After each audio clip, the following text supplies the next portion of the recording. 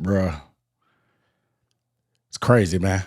Uh, what a crazy finish to a football game, week 2.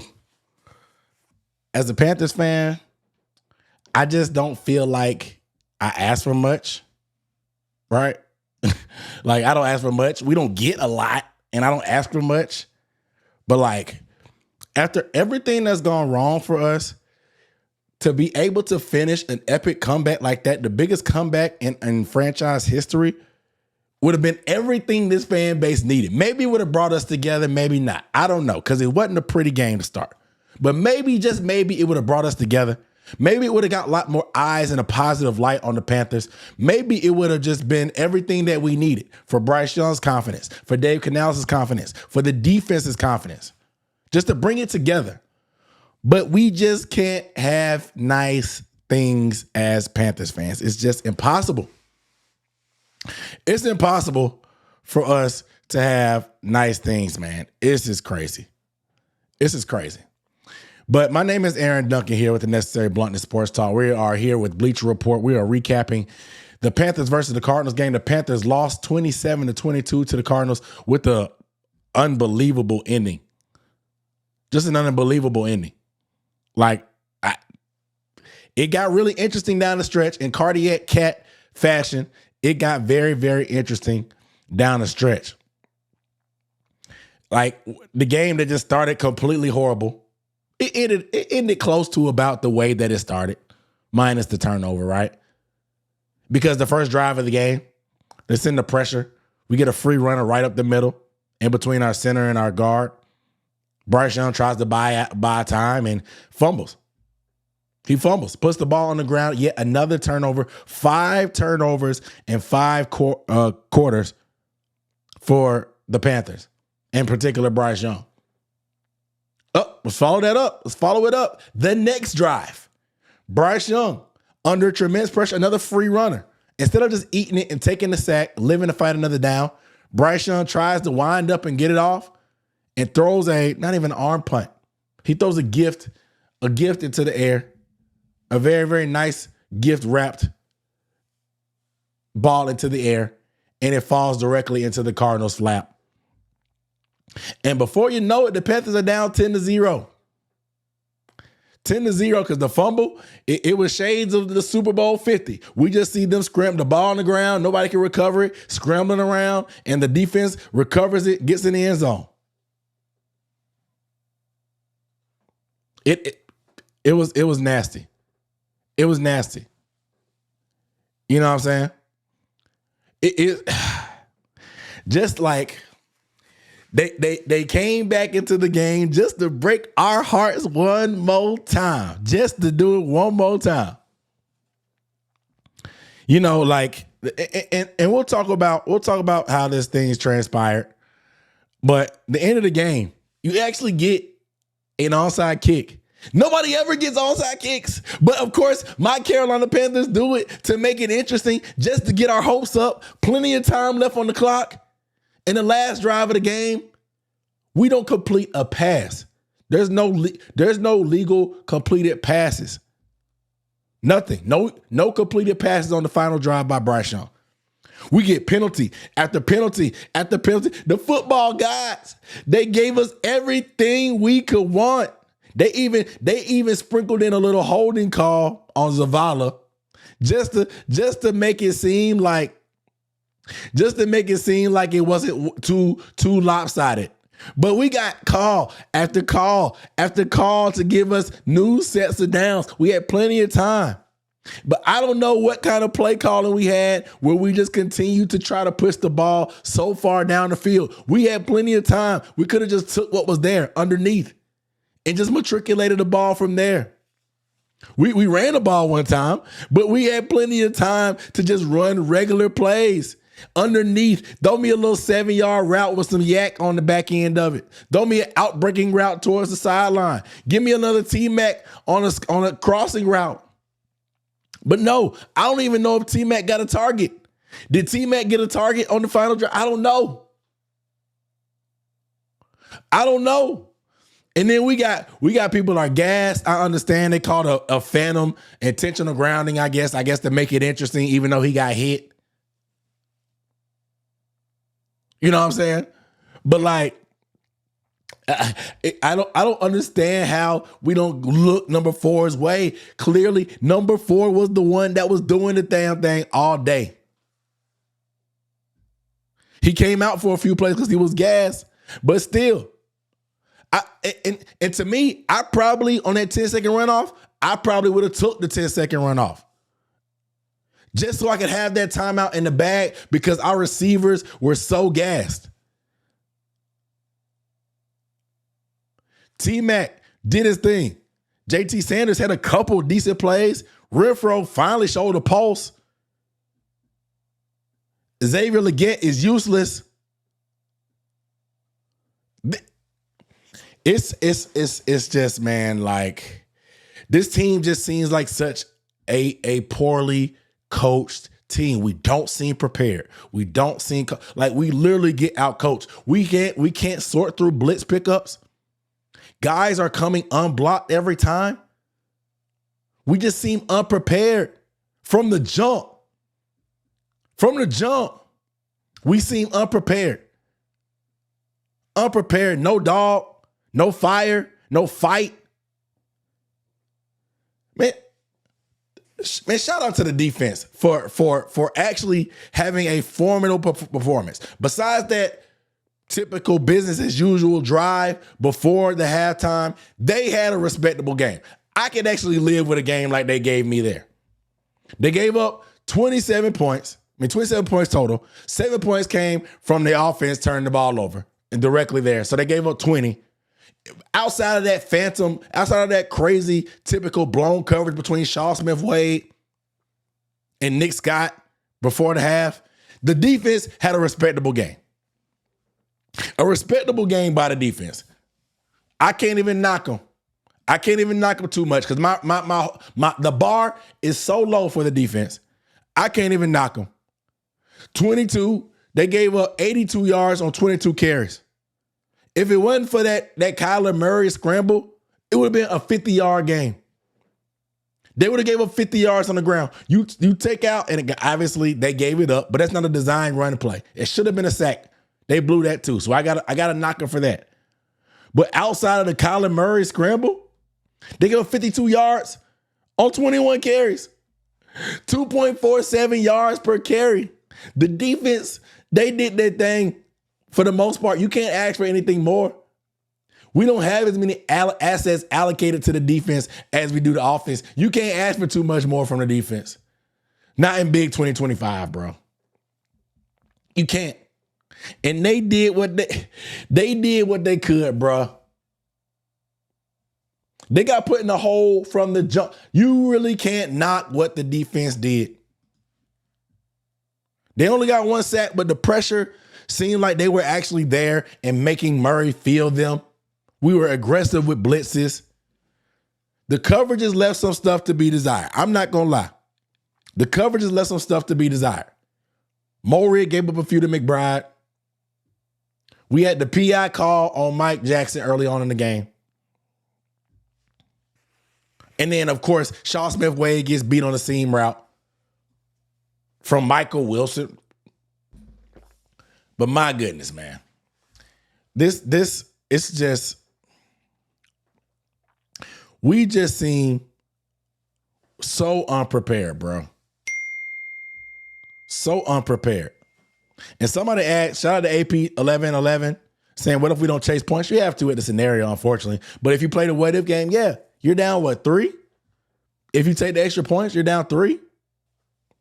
But honestly, the first time you have to take it. You have to go for 2 when you're down 20, down 7 to 24, whatever it was. We were down. You have to. So, I mean, I could say what if, but you have to, right? You can't not. It's convenient to say it now. But, like, it's nuts. It's just being down 20-3 at halftime and back-to-back weeks is nuts. It's those middle 8 minutes that kill us. The last 4 minutes of the first half and the first 4 minutes of the second half kills us for the second week in a row. That's coaching. When you don't have a ton of talent, you can't make those type of mistakes. You get a delay a game on 3rd down and 8 that pushes you out of field goal range, and then 3rd down and 15, we only get 5. 13, we only get 5 yards. And then they score, you get a chance to get a kick return. You get a pretty good one to the 35. You get a holding call that pushes you back to the 15. And then you get a catch. That's a no catch by JT Sanders. Gets reviewed. We got robbed personally, in my opinion. And then you have to punt the ball. You give up a 29-yard punt return because your kicker kicks it 60 yards and outkicks the coverages. That was happening in preseason. Because, I mean, you could have maybe got away with it. If you hustle back to the ball, you might have could have got away with it. But you didn't. Nobody hustled back to the ball. Nobody has any football savvy or smartness. No sense of urgency from the coach, urging people to get on the ball, to go ahead and snap it. None. And then they end up getting that 29 yards, and then they end up scoring. The defense looked like they old selves and gives up the touchdown. It's the little stuff, bro. It's the little stuff. And that's just the sprinkles and a cherry on top. That's not starting the game down 10-0. Literally giving them a touchdown. Kyler Murray did not see the field, and they had a touchdown. You can't even get into your regular offensive balance with Chuba. You claim to be a running team, but you can't even get into your offense when you're that far in the hole. You only end up with 19 carries. Chuba, 10 carries. Rico, 6. You can't even get into your regular, and we throw the ball 55 times. You can't, that's not our offense. Bryce Young throwing the ball 55 attempts is not a recipe for success. It's not. Even though we almost came back, that's not a recipe for success. That's not a recipe for success. It's not.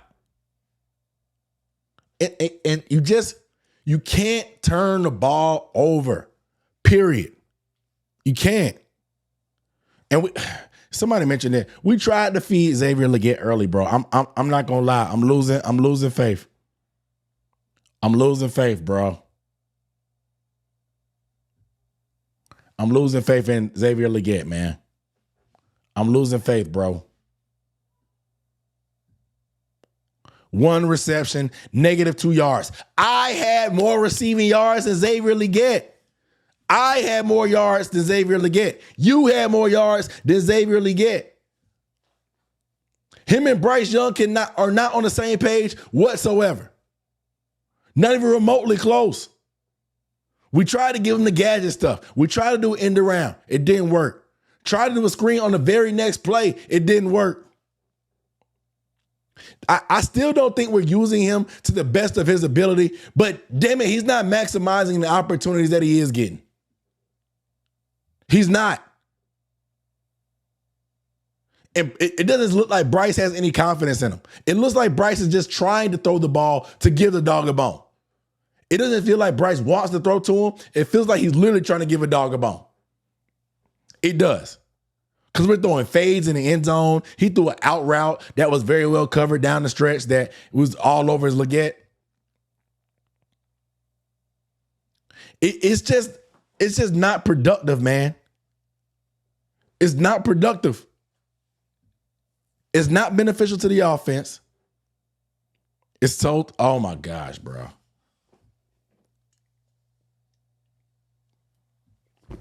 And I want him to be good so bad, bro. I'm rooting for him. Everybody's going against him. I'm trying to stand 10 toes with him, bro.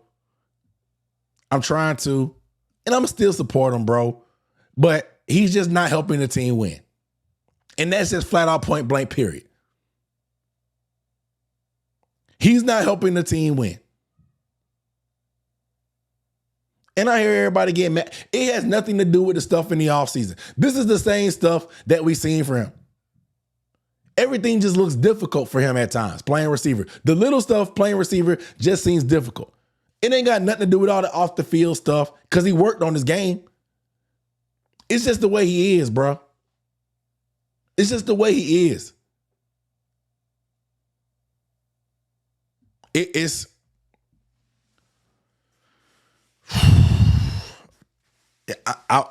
it's so frustrating, man. Again, because I'm a fan. Obviously, he's a Gamecock. I want to like him, bro. The personality, of course. The size, the speed is there, man. It's there. It's everything that you want to be able to like. It's so frustrating, man. It's hard to characterize it. It's hard to characterize it. It's hard. And without the proper coaching to maximize his ability, we're not going to get anything from him. I don't know if Dave Canales knows how to use him at this point, because I think the original plan for him, I think that may be out the window. What the original thought for him, it may be out the window. And obviously it's year 2. It could take some time to develop. But we don't have that. We don't have that luxury. We don't have enough talent to be able to give guys that long of a runway, unfortunately. We don't. We don't. But for the circumstances we're in now without Jalen Coker, it is what it is. It is what it is. We're just literally treading water until Jalen Coker comes back. We are. We are. But man, offensively, the offensive line should be ashamed of themselves. They should be ashamed of themselves. All the money that's invested into this group, all the goodwill that they built up off of last year, out the window. Can't pick up zone blitzes. Can't lean on this smaller defense that plays 5 DBs, 6 DBs every snap. Can't put together a productive run game off of that. Free runner after free runner after free runner. Get into the backfield scot-free. It's just nasty. Nasty. Let this be a lesson to you, me, everybody. What you did last year, especially as an offensive line, is not going to help you at all the following year. Remember down the stretch with Steve Wilkes, where the offensive line was like formidable? We were running the ball a lot. We were doing play action. Sam Darnold was even looking halfway decent because the offensive line was cooking, especially in the run game. Remember that? And then Scott Fitterer thought that, we got the O-line that's feel pretty good. We got some decent weapons. Let's just drop a quarterback in there. We'll be good. 2023, we gave up over 50 sacks. Most in the NFL, 60 sacks. Most in the NFL. What we did the year before did not help our new group, the same group, whatsoever. What did we do this year? Last year, finished top 12 or so offensive line. We look respectable. We're running the ball down the stretch, really finding our niche. Bryce Young's cooking, the confidence and the protection, getting the ball out quick at times. Yeah, they give up a pressure or two every so often, but we do enough in the run game and the play action to protect them. Let's run it back with the same 9. Continuity is everything. What happens now? Pressure. Can't pick up a blitz. The offensive line can't get 1 yard on a 2-point conversion. He finally put the ball in y'all court this time. Last week, we went for it on 4th down and short. We didn't run the ball. This week, he gave y'all a chance. When everybody and their mama in the stadium knew we were running the ball, he gave y'all a chance to show like, hey, we don't care that y'all know we're going to run it. We're going to run it anyway. What did they get? Stopped in the backfield. Stopped in the backfield. Just embarrassing. Embarrassing. They should be ashamed of themselves. Ashamed of themselves, bro. Ashamed. Again, I appreciate you guys watching. I'm live after every Panthers game. If I'm not at the game, if I'm at the game, I don't go live. But I'm live at every Panthers game on the Bleacher Report app and giving some more in-depth breakdown. But like, my goodness, just a bad taste in my mouth, man. Coming back to make it interesting. I mean, I got to talk about the defense a little bit because I ain't gonna lie. In that first half, bro, I can't even knock. I gotta give a Giro his credit because we smoke him all the time. In that first half, that was a hell of an effort. That was a hell of an effort in the first half. Besides that final drive, that was a hell of an effort. A hell of an effort, man. There was pressure at times when we blitzed. We stopped the run. We had negative plays in the run game. Hell, you held James Conner to 34 yards. His longest run was 8 yards, and that didn't come to the second half. You did your thing, man. Defensively, you got some stops. I don't personally think the Cardinals' offense is that good. But you did good. You did good enough defensively. The bar is low, but you gave us what we needed. You gave us enough.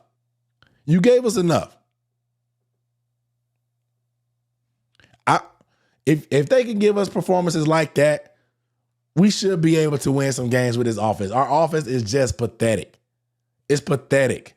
Number 1 pick at quarterback, first round receiver at top 10. Another first round wide receiver. Bukus and bukus and bukus of cash dumped into your offensive line. It should be better. There's no reason we should be this inconsistent. There's no reason. Right? It's just so frustrating, man. And so people like talking like, can we build? We can build off this. Can we build off this? Can we? From maybe from a mentality standpoint, like, oh, never say die. We didn't quit. We fought to the end. We should have won. Yeah, okay, yeah, you can pull that type of moral victory. But so I know people are going to look at the numbers. Bryce Young, career high in completions, career high in passing yards, 3 touchdowns. Very, very great numbers in the second half. Hell, I'm looking at this graphic that says Bryce went 24 for 38, 227 yards, 3 touchdowns, no interceptions in the second half with 105.9 passing grade. After the first half, you went 11 out of 17, 111 yards, 1 interception, and a fumble return for a touchdown. So, like, I understand some people, I mentioned the word garbage time stats, and people would get up and on. It's not garbage time, and it was a 1-possession game. Dog, we were down 3 possessions. Late in the third, going into the fourth. That's garbage time. Now, down the stretch, when it got close, yeah, that's not garbage time. But obviously, the Cardinals, who was blitzing the house early in the game, weren't as aggressive. It's human nature in the NFL for some reason for guys just to take the foot off their gas. And it's not prevent defense in terms of that, but it's garbage time. When they know you passing, you passing, and you just taking what they give you. They're going to let you nickel and dime underneath and just hope that you run out of time. It may get a little bit closer than you're comfortable for, but teams do it all the time. And they got away with it today. And there's nothing wrong with garbage time stats. Everybody does it. Everybody passed their stats. So I don't know why people are getting so mad about people are talking about garbage time stats. They can be garbage time, but still mean something. 2 things can't be true. But can we build off this? To me, I say no. I'm not going to lie. Because, yes, again, you almost came back. You should have won. Cool. You get the moral victory part. You can build off of that confidence-wise. Maybe you get a little bit of rhythm in the passing game. But, again, Chuba Hubbard only had 10 carries. Your run game was pathetic. You immediately got in a hole and got completely out of your game plan. This is 2 weeks in a row this has happened. We have not seen what the true identity of the Carolina Panthers are. So how can we build off of something that's not there? We're supposed to be a balanced team, a run-balanced team. But every week we immediately get in a hole and we completely throw our game plan and our playbook to the wayside, and we have to get into a drop-back game. 2 weeks in a row, we've been down 20-3 at halftime, and the game plan completely changes. Today, we were down 10-0 before you could even say Okeechobee. Like it was that quick, and we had to get up our game plan. 10 carries for Chuba Hubbard, who last year had 25 carries against the Cardinals for 125, and we won. That's not Carolina Panthers football we saw yesterday. 55 pass attempts for Bryce Young is not Carolina Panthers football. It's not. So how do we build off of that when we haven't even got to put our true identity and offense out there? And hell, even in 2-minute scenarios, the 2-minute drill where we had the 3 and out, where JT Sanders put the ball on the ground when he dropped it, that was a horrible 2-minute drive. We couldn't figure out if we wanted to be aggressive or we wanted to be passive to take whatever deficit we had into the locker room. We were just so indecisive of what we wanted to do as a quarterback and play caller on that drive. A lot of it has to do with Dave Canales there. And then the final 2-minute drive, you get plenty of times. It's around 2 minutes left. You recover an onside kick, so you're close to damn midfield, and you have one timeout, and we get 0 completions. You can't even build on the 2-minute drill aspect of it. Maybe the 4-minute drill part where we were throwing the ball like crazy when we were down 3 possessions and 2 possessions. But both key 2-minute drill standpoints fell flat. We did nothing. Nothing on the 2 very, very key hurry-up scenarios. So what are we building off of, man? What is there to build off of? What is there? We have to take care of the ball so we can actually see what the hell we got going on offense. We do. And that starts with Bryce Young. Actually, it starts up front. But it starts with Bryce Young not doubling down and exponentially making a situation worse. Take the sack. Don't throw up a darn bacon, egg, and cheese biscuit to the defense. Protect the ball. Live the fight another day. Your defense actually played decent. And I understand maybe you want to press. You want to press because you know our defense isn't that good. But sometimes you actually want to not put them in bad positions because they're not that good. Don't make things even worse for them because they're not that good. Take care of the football. Yes, the numbers, the second half numbers were phenomenal. I appreciate the fight and Bryce Young slinging it 55 times. But his turnovers is what got us in that deficit. 3 touchdown passes, 2 turnovers, 300-something yards. That sounds like a Jameis Winston game script. You dig the hole and you dig us out of it. That's not a sustainable way to live because we see where Jameis is now. That's the vibe you get from that type of game script. So what do we build? I don't know what we build off from that. Maybe you got something. Y'all let me know what we can build from off that. Let me know. Defense, let's see what you can do coming up after that. You got a tough opponent coming up with the Falcons. They like to run the ball. Haven't had a great day defending the run versus them in a minute. So we're going to see what happens. But y'all make sure y'all subscribe to the channel, man. I appreciate y'all watching. This is Aaron Ducker with my reaction to that. Y'all stay tuned for film breakdowns this week. Obviously, we got the live stream every Wednesday on the YouTube channel. And we're going to keep rocking and rolling, man. It's only week 2. Maybe this has got our preseason. And we turn around in week 3. Finally getting to go home. We feel like we've been needing a home game for a while. Maybe that'll help some of the communication stuff. Maybe it'll help the pre-snap stuff so we ain't got to go silent count. Who knows? But we'll see, man. I'll let y'all. Love y'all. I'm out. Peace.